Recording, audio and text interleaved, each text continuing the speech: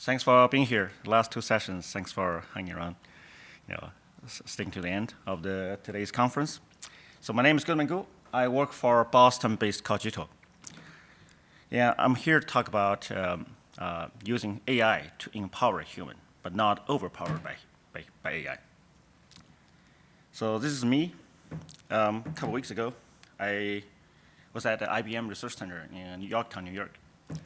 Anybody knows about this?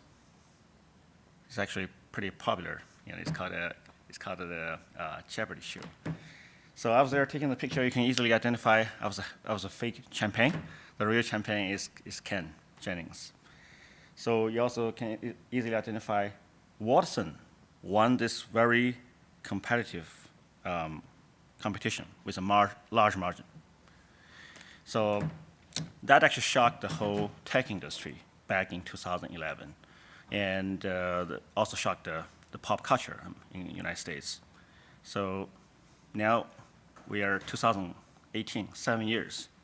It's going to be more, shocks to us. AI has outsmart people in many tasks. Imagine Go, imagine many other latest advancements in AI. So that poses a fundamental question about whether human will be replaced by AI.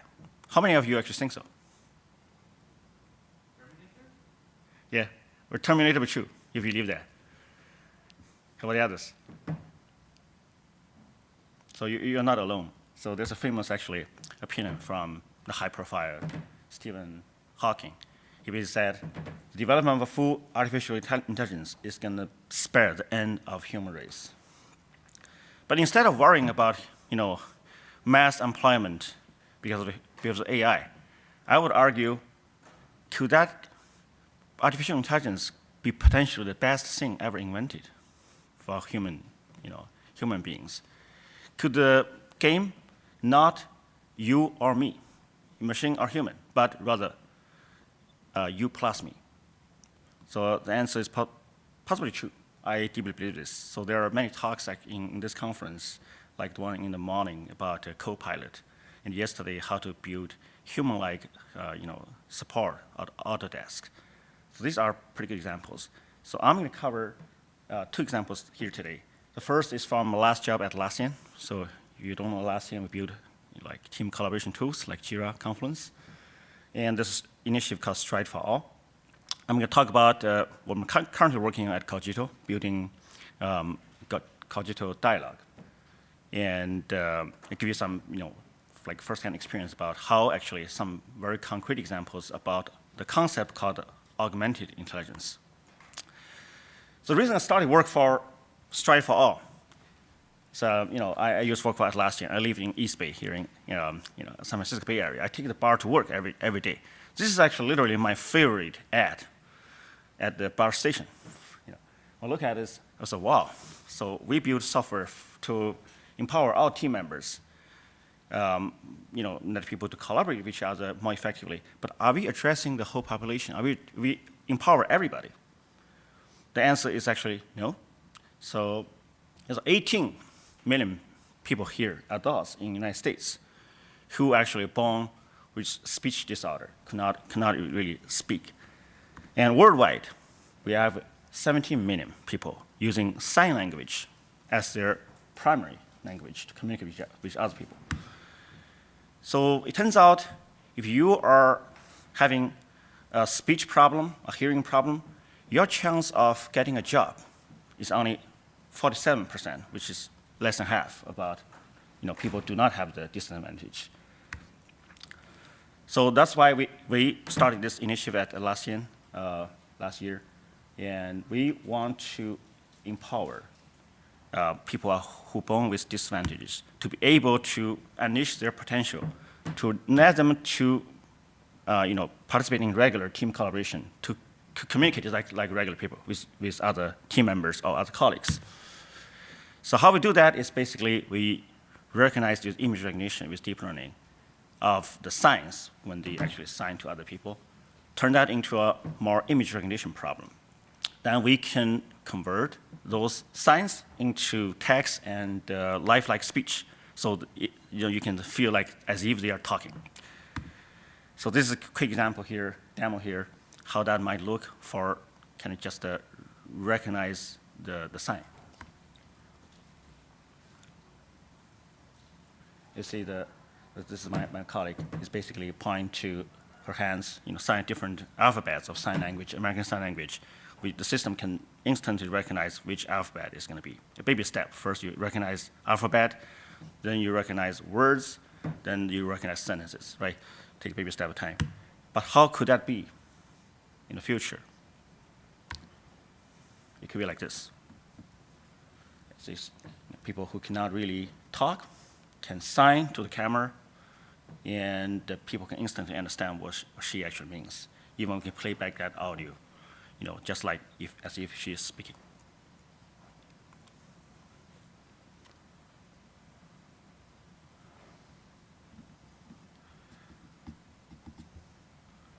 So, not surprising, this is a machine learning project. We actually stuck to the whole process of any typical machine learning project, starting with defining what's the business problem try to solve, understand what the current baseline is, are there any solutions out there, potentially can fill the gaps, and frame the problem. Is this a supervised learning problem? Unsupervised learning problem? Is this a more classification or regression problem? And is online or kind of batch learning? How many, is this multivariate or univariate? And do we do this as single machine or on cluster or distributed fashion? And what's the data, characteristic data? And also understand how do we define this is going to be a successful project, right? And in this case, this kind of classification problem, what can set of metrics we evaluate performance for this deep machine learning project? Then actually, vast majority of work, as you see, probably you guessed already, happens on the last column. There you actually, people learn a machine learning project starting from collecting data, prepare data for machine learning, do feature engineering, reduce dimensions of your data set, and all the way start building the model, train the model, then evaluate the performance of the model, and refine the model based on iterations and evaluation of the data. Finally, productionize the data, monitor performance in production. Anybody can tell me actually which step is the most time-consuming according to your experience? Any insights you can share? Just looking at the last column here. What do you think? I would guess the last one. Productionize, yeah, that's definitely one of the most time-consuming one. What do you think? There's actually one more step. Actually occupies a lot of time. Data prep. Yeah, data preparation. Actually, feature engineering is one. So not surprising. Yesterday there's a book signing. Actually, is a book dedicated to feature engineering. I got one of the books. So.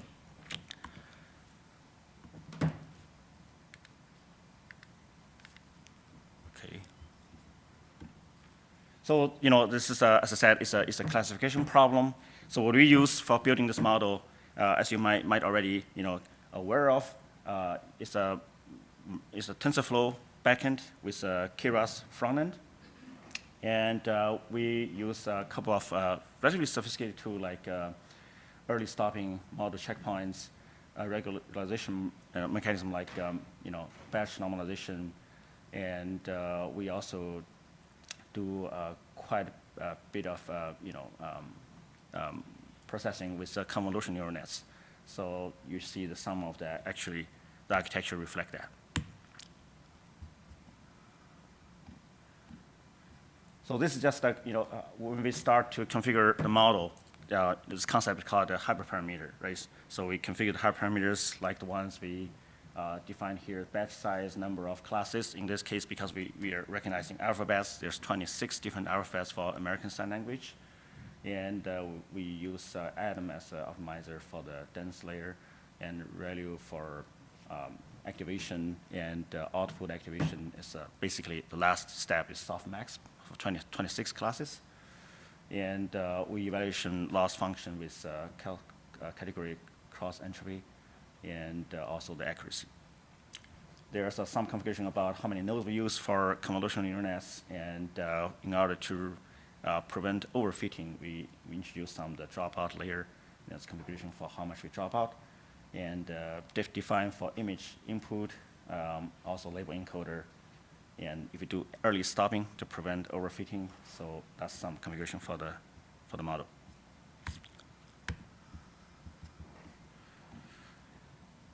So really, it's just that data preparation is a big part of it. So we actually use this open source data set, open data set from Kaggle called MList sign, which is basically very similar to the MList image recognition. If you know MList, it's basically digits from 1 to 10. You can recognize when you see the image which digit is going to be. In this case, it's similar to that. But we have 26 classes representing from A to Z, right? And we split the data into basically the training data set and hold out for testing the performance of the model, reshape data from one-dimensional, 764 values into the two-dimensional, basically, X and Y. And we normalize the whole value for the grayscale representing the density for the pixel over 250. So we have actually normalized data value for the intensity of the pixel. Then we'll label encode the input. So just give a sense about the architecture for the neural nets. It's basically, as you see from here, it's a convolutional over max pooling. Again, convolutional, max pooling, flatten out, prepare basically from 2D convert to 1D, which is representing the feature vector. Then we use the fully connected layer. The last layer is basically output layer, and there we do classification.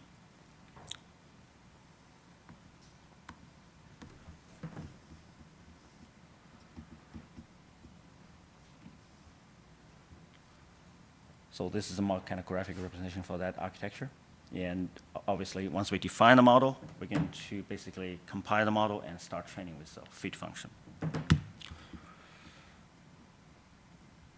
So how good is performance? So let's take a look.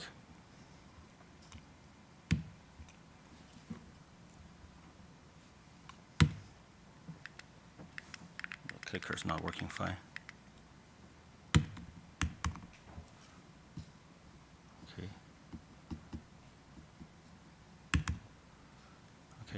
No, it's working fine.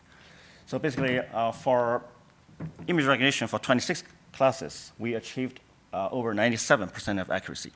So accuracy is, if you use kind of more sophisticated kind of metrics, you can also look into how good is basically position and recall and F1 scores, F2 scores. This overall kind of give you a sense about how accurate it is, kind of over 97%. There are some marginal errors, like the one here. There are signs actually pretty similar to each other. That's why for those signs are very similar to each other, sometimes we actually encounter some marginal error, but those actually are 2%. This is just a starting point, to recognize the sign language to empower people with speaking, disadvantage or disability to be able to communicate it in a more normal fashion. So go beyond that. We definitely can broaden the audience by apply this kind of technique to more broader, use cases like how do we actually identify emotional intelligence, not only by sign, but also understand when you actually participate in a call, in a conversation, what are some of the behavior patterns are considered normal? Are you actually demonstrate some or expect some behavior kind of shifting, and you can even do a kind of post-call evaluation about how do you do it? How do you do actually in a call? Do you maintain kind of eye contact? Do you interact with other people a lot? Do you actually, when you talk, do you maintain like a smile on your face, things like that? This is a kind of additional use cases there. So this is definitely is going to be generically applicable for any kind of relationship, whether you work with a colleague or you participate in an interview or you go for your party, right? So in the future, so it's kind of more broadly speaking how this can be applied. So I left Atlassian and joined a company called Cogito in Boston 2 months ago. Precisely, it allows me to work exactly in this field. So the concept is augmented emotional intelligence. And what I would say, this concept is basically to understand humans, be aware of the context, and provide real-time guidance. So that requires you to sense the behavior signal from humans, understand all the context related to human, but also make an impact by provide on-the-spot guidance. So this is hard. Anybody can guess why it's hard? Because oftentimes this kind of intelligence need to be delivered in real time. So after wisdom, post-mortem is of very little value, right? You have to provide that kind of intelligence right on the spot. So that requires you to have a very high performance computing. And especially in our cases, Cogito is audio signal, you apply kind of digital signal processing. Yes, please. What biological signals do you get besides vision of the facial expressions? Do you get blood pressure, sweat sensitivity, the same sort of things that they do in polygraphs, or? That could be extension in the future, but right now we basically listen to your conversation. Right. So basically listen to your, when you talk, so we detect what's your pitch, do you talk too fast, the rhythm, do you talk too slow, do you actually overlap a lot with the caller, right? So because you don't want to talk over each other, right, too often. And do you have extended silence, so over like 10, 20 seconds you're not talking, right? So all this kind of thing. Do you actually, when you talk, do you have some kind of empathy about the problem of the caller? Oftentimes when people come to make a call to a call center, they have some issues, right? You want to resolve. Do you, demonstrate that kind of empathy? So I often say this is a very good analogy to music, because my wife and son are both musicians, so I like music. It's more like some people talk about, you sound like music to my ears. Why I say so? Because when you do music, no matter what language you speak, this is some kind of this is a common universal language. You play like Beethoven's Pathetic Sonata. You instantly understand. This is like the sadness, right? Then when you listen to some music which is upbeat, right? High pitch, you understand this is joy, right? So this is very similar to music in that sense, because no matter what language you speak, there's an acoustic signal representing, some behavior pattern. So hope that answered the question. So this is hard because we need to have very high performance computing to process audio signal in our use cases. And we need to apply machine learning, in this case, TensorFlow, and for RNN, with the RNN architecture, with the LTSM in real time. So very few company does this in real time. We are one of those. We actually do a real-time TensorFlow model inference and in production. And we also couple that with behavior science, because only machine learning is not enough. You need to understand what kind of feedback, what behavior signal is actually make a difference for human behavior. That requires you have a deeper understanding for the behavior science part of it. So our use case is basically call center. So call center associates, I think anybody, from time to time, call your credit card company or call your health insurer to resolve some issues. Imagine you are a call center associates. You're sitting in the call center, for 8 hours a day. You take like hundreds of, maybe not hundreds, but maybe 100 calls per day.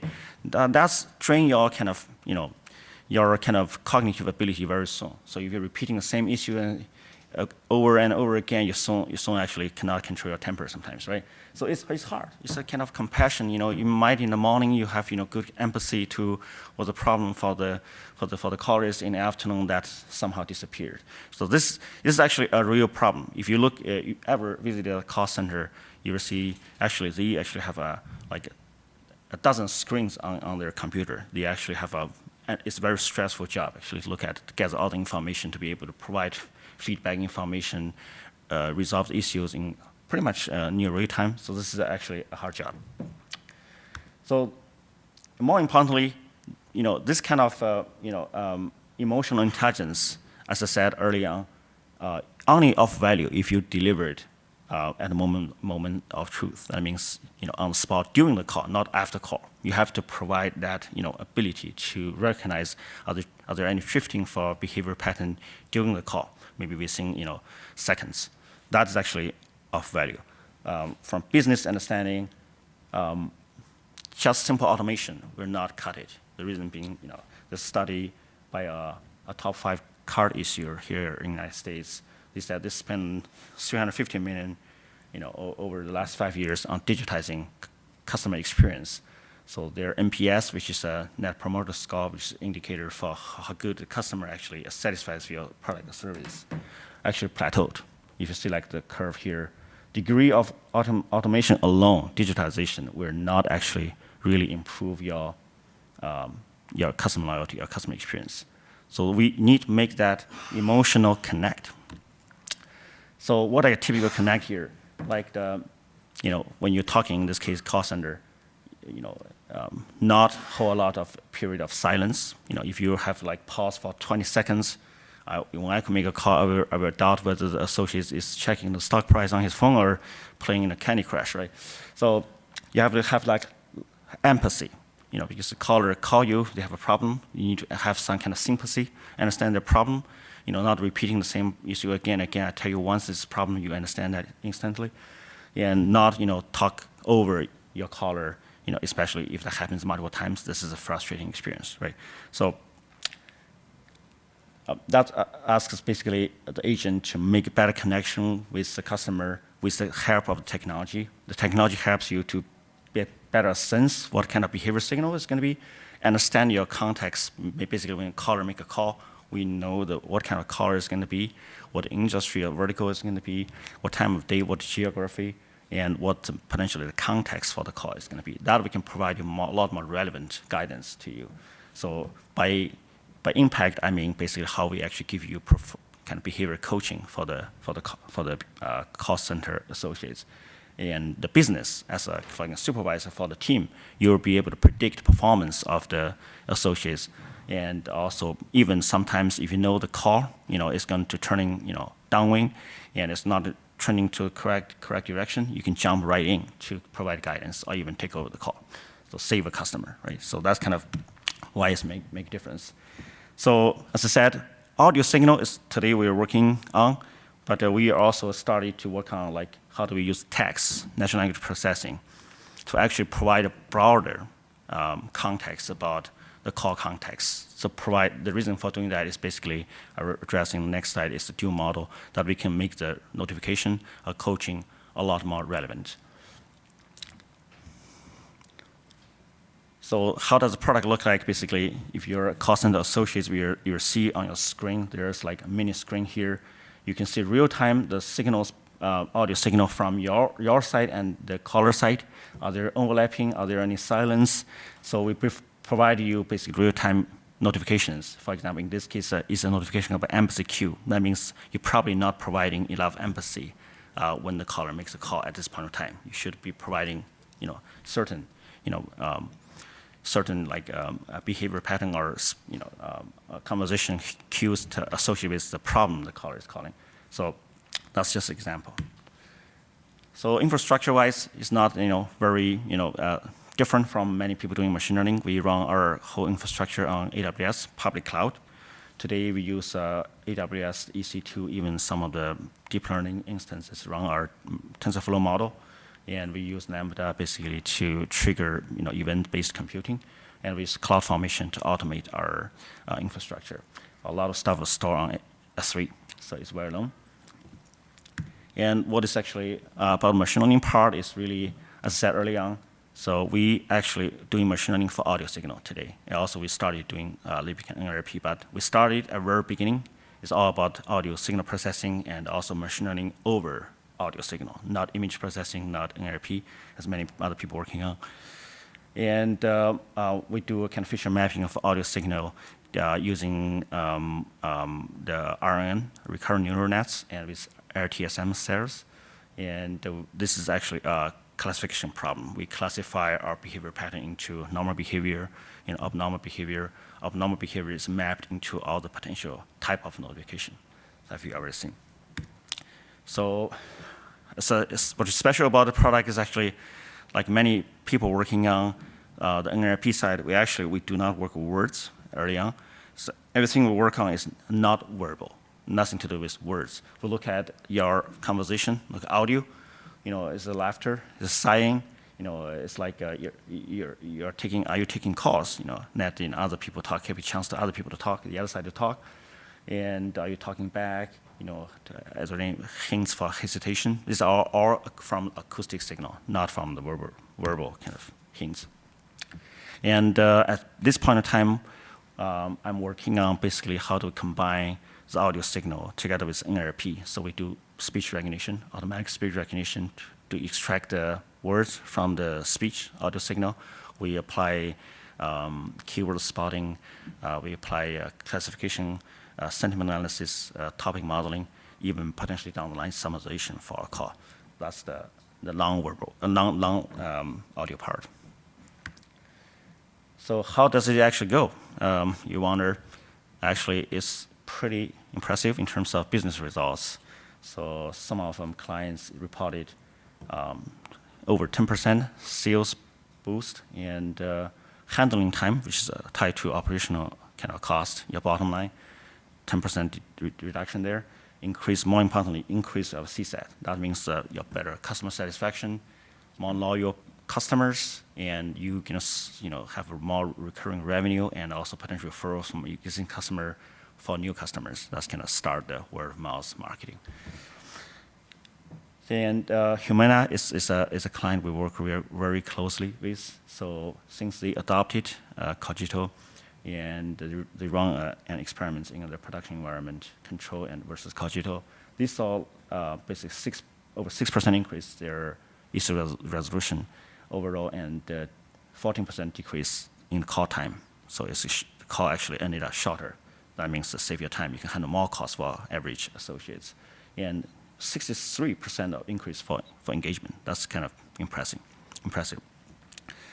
So to summarize, I talk about 2 use cases today, how to use AI to empower humans, from level the play field for people with disability, speech disorders, to be able to work very similarly to our regular people, to how do we actually use AI and machine learning to empower call center associates to be much better at their jobs instead of worrying about AI taking their jobs. So I hope next year, down the line, a few years, when we talk about AI, that we're not representing artificial intelligence, but augmented intelligence. Thank you. I take some questions.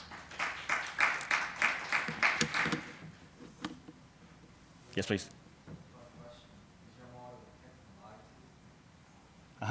So can you say it again? Sorry. Oh, lying? Yeah, that's a harder problem. So that's potentially require things like body language detection, right? So not only the verbal things you're talking about, because there's a book actually published by one of our founders called The Honest Signal by Alex Pentland from MIT Media Lab. Just talk about some of your kind of body language or verbal kind of signals.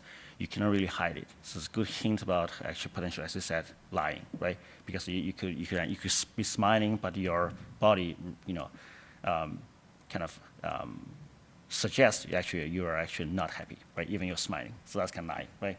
So I think that will require not only audio signal processing, kind of verbal, kind of NLP kind of type of work, potentially computer vision and image processing too. Any other questions? Yeah, go ahead. So you said that the objective here is to try and preserve the brand and customer.